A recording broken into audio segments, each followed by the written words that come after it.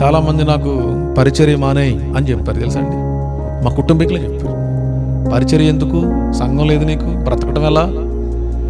చాలామంది సేవకులు అన్నారు పరిచర్య వదిలిపెట్టే అన్నారు. నన్ను తెలుసండి, పరిచర్య వదిలిపెట్టే మా దగ్గరికి వచ్చి మాకు అసిస్టెంట్గా చేయి, నీకు జీతం ఇస్తాం, నీ బిడ్డలు చదివిస్తాం, నీకు అలాగిస్తాం ఇలాగిస్తాం అన్నారు. ఎప్పుడు దేవుడు నాకు ఇచ్చిన పరిచర్యలు నిలబడి ఉన్నా. నా పరిచర్యకి బంధువులు సపోర్ట్ లేదు, రక్త సంబంధులు సపోర్ట్ లేదు, స్నేహితులు సపోర్ట్ లేదు, నాకు ఏ విధమైనటువంటి ఆర్థికపరమైనటువంటి సహాయం లేదు. నన్ను ప్రేమించి కొంతమంది వేళ్లతో లెక్క పెట్టచ్చు, 5 వేళ్ళు ఎన్ని ఉన్నాయో దీనికన్నా తక్కువ మందే నాకు సహకరించే వాళ్ళు ఉన్నారు.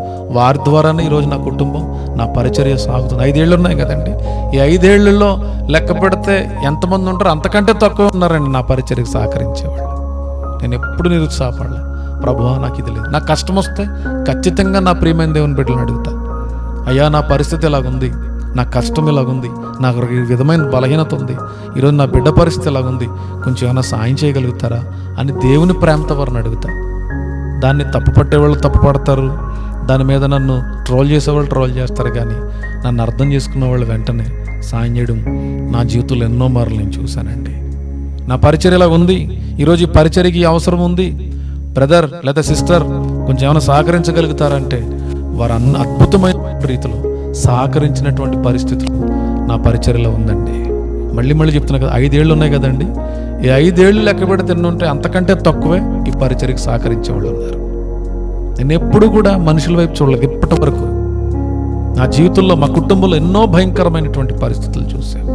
ప్రతి పరిస్థితికి మేము నిలబడ్డాం పిల్లరా. ఆర్థిక ఇబ్బందులు ఉన్నాయి, లేవని ఎప్పుడు చెప్పలేదు నేను. అప్పులున్నాయి, ఎంతోమందికి నేను రుణస్తున్నాయి. నన్ను ఇప్పటికి కూడా ఈ క్షణం కూడా నా కష్టకాలంలో ఆర్థికంగా సహాయం చేసినటువంటి వారికి నేను తిరిగి చెల్లించలేనటువంటి పరిస్థితుల్లో ఉన్నాను. వాళ్ళు ఎంతగానో అసహనంతో, మరి దిగులుతో, వేదనతో నాకు మెసేజ్ లేదా ఫోన్ కాల్స్ ఏదో రకంగా నన్ను తిట్టడం ఏదోటి చేస్తూ ఉంటాను. నేను మౌనంగా ఉంటాను, వాళ్ళకి ఏం చెప్పాలో అర్థం కాక, ఏ విధంగా సమాధానం ఇవ్వాలో తెలియనటువంటి పరిస్థితులు పిల్లరా. ఏ విధంగా మా కష్టాన్ని వారితో పంచుకోవాలి, వాళ్ళని ఏ విధంగా మేము సముదాయించగలుగుతాం.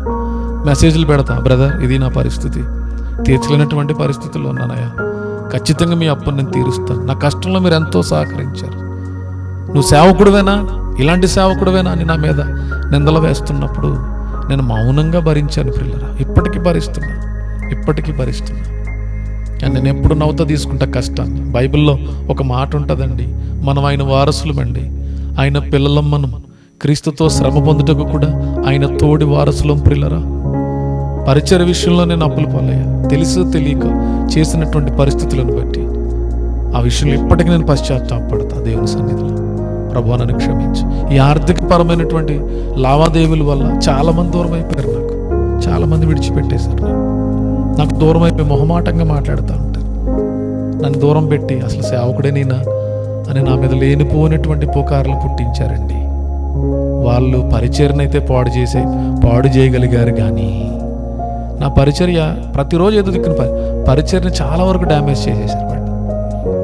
ఏంటి, మనిషి మంచోడు కాదు, ఈ మనిషి యథార్థవంతుడు కాదు, ఈ మనిషిలో జీవం లేదు, అన్ని అబద్ధాలు చెప్తున్నాడు, నా మీద లేనిపోయిన మాటలు సృష్టించి పరిచర్యనైతే పాడు చేయగలిగారు, కానీ నా ఆత్మీయ జీవితాన్ని పాడు చేయలేకపోయారు. కారణం ఏంటి తెలుసా? నేను ప్రభు కోసం లేచాను పాపంలో నుండి, ఈరోజు ప్రభు కోసం నిలబడుతున్నాను, ప్రభు కోసం నడుస్తున్నాను పిల్లరా. ఈ నడిచే ప్రక్రియలు, నిలబడే ప్రక్రియలు ఎన్నో నిందలు వస్తాయి. ఓర్పు ఏం చేస్తుందంటే శూర కార్యాలను జరిగిస్తుంది.